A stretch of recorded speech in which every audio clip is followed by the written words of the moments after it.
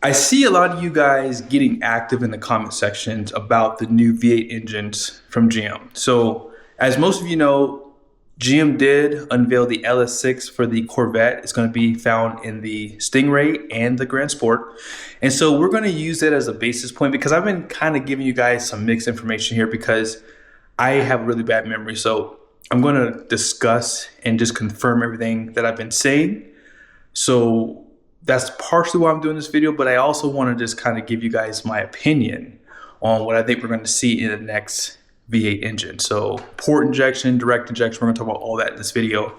Also, be on the lookout for a poll. Next week, I want to do a video on comparing the Sierra and Silverado because a lot of you guys have mixed feelings about the GMC Sierra that we just saw. I will be honest with you guys, I thought GM would have done a little bit more, so I wanted to really get an idea of where you guys stand with the two designs. We won't talk about it in this video, but let's go ahead and hop into it. I'm going to hop on to Chevy's website and show you this Corvette really quickly. So as I said, we are on Chevy's website. Here is the 2027 Corvette Grand Sport. By the way, I do miss my Corvette. I know some of you guys have been asking me that question. Yes, I do miss that car. My car has already sold, by the way, too. Someone has already picked it up from the dealership because it's not on the website anymore. But let's go ahead and see here. Now, I have been telling some of you guys that this LS6 engine is just direct injection. Now, I understand that they did show us a detailed view of all the specs and it did say dual injection. But you guys see here on the website, it says DI. Now, DI has always stood for direct injection. If you go back in time, GM has always used DI for direct injection. But this is in fact dual injection for the 6.7. Now, something I've been telling you guys is active fuel management will still be there on this engine.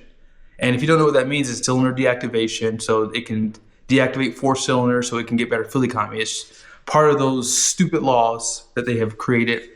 And so yes, if you're wondering if the new V8s for the trucks are going to have cylinder deactivation, the answer is yes, because the Corvette has it. And if the Corvette has it, we can almost guarantee the truck will have it too. Now, let's go ahead and hop into another article. We're not going to go through the whole thing, but I want to just point out a few things about this LS6 engine in the Corvette. Now, remember the Stingray from 2026 and earlier produced 490 horsepower, which came on around 6,450 RPM and 465 pound-feet of torque. That came on around 5,150. Now, if you got the Z51 package, it would make 495 and 470. Now, for this new LS6 engine, it can produce 535 horsepower and 520 pound-feet of torque. That is insane coming from a naturally aspirated engine. That is just insane. Now, it says here, one of the most notable upgrades is in the area of fuel delivery. The LS6 is fed using a dual fueling system, pairing direct and port fuel injection to deliver the go juice.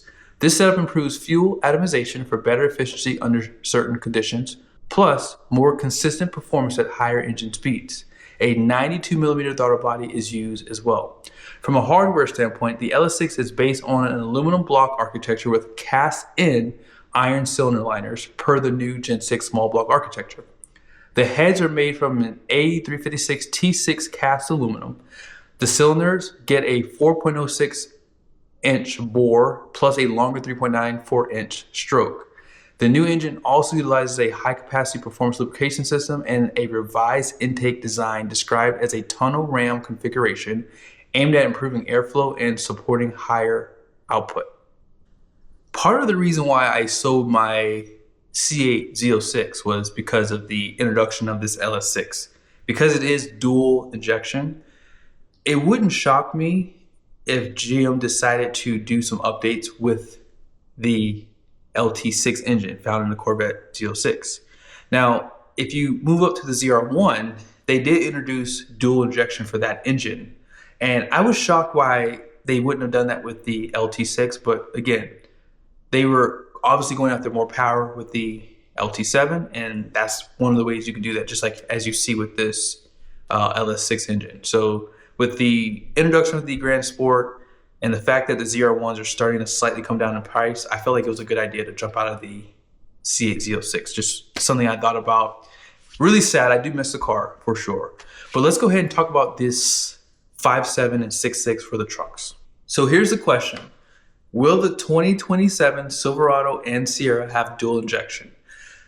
GM Authority did a good write-up here. We're going to kind of skip through it a little bit. I want to just use some of the information because it's good stuff. Now, if you're not a car guy and you just want to learn, why do we necessarily need both? So it says it here. For readers who may be unaware, direct injection sprays fuel directly into the combustion chamber, allowing for precise fuel metering and improved power output.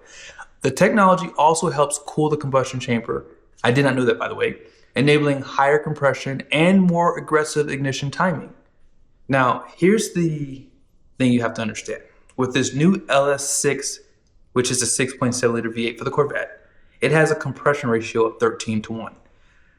The 6.2 liter, which is the LT2 found in the Corvette, has an 11.5:1 compression ratio. Now, it's very, very possible the new 6.6 will have a 13:1 compression ratio because the 6.2 found in the trucks has the same compression. So right now has lower compression. So in other words, it is not required to burn premium with the 6.2 liter in the trucks. It is recommended, however. But yes, let's keep reading. This is the main reason why I like port and direct injection. So it says here, one drawback to direct injection is the buildup of carbon deposits on the intake valves, given there's no fuel to wash over the valves like with port injection. Meanwhile, port injection sprays fuel into the intake ports upstream of the valves, which helps to keep the valves clean while also providing a more even air-fuel mix. When combined with direct injection in a dual injection system, engineers can optimize fuel delivery using one or both injection systems as needed. Now, I'm going to show you guys, I'm not going to read this, but here are some of the drawbacks, obviously, that this article talks about. And I guess it makes sense. Just be sure to pause. I'm not going to read it to you. I'm going to go ahead and get out of there. There's obviously drawbacks to everything. But the main reason why, and I'm just, again, this is just my speculation. I'm not saying I'm right. But I truly believe that when they want to try to save the environment, it's obviously going to be at the expense of the consumer. Obviously, having that buildup on the intake valves, reduces soot going out into the atmosphere. I truly believe that's why they designed this system this way. Now, my wife's car has just direct injection, for example. We just bought it, it's used. If I have a chance, if I can make it work, I do want to do a walnut, I think it's called a walnut blasting, and I want to try to get it on video so you guys can see.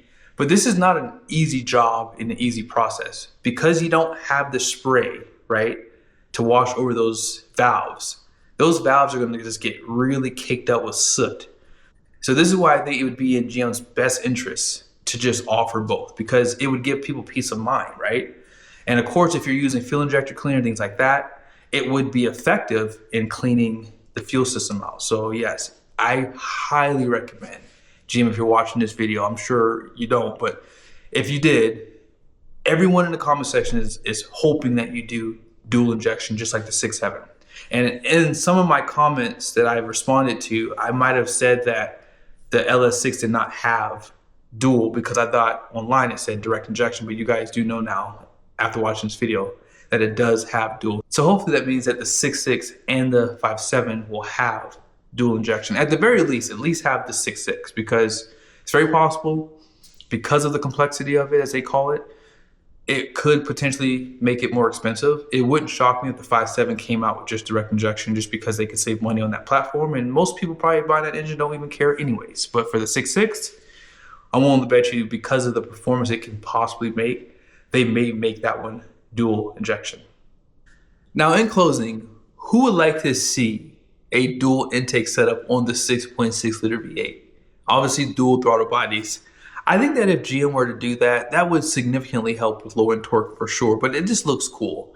And I think that having dual would just help it make that power consistently. And the aftermarket world would have a field day, especially Banks, because they make some of the best performance parts for our trucks. So hope this video was helpful. And if I had to guess, I would venture to say that the 6.6 liter will most likely have dual, but it would not shock me if the 5.7 did not.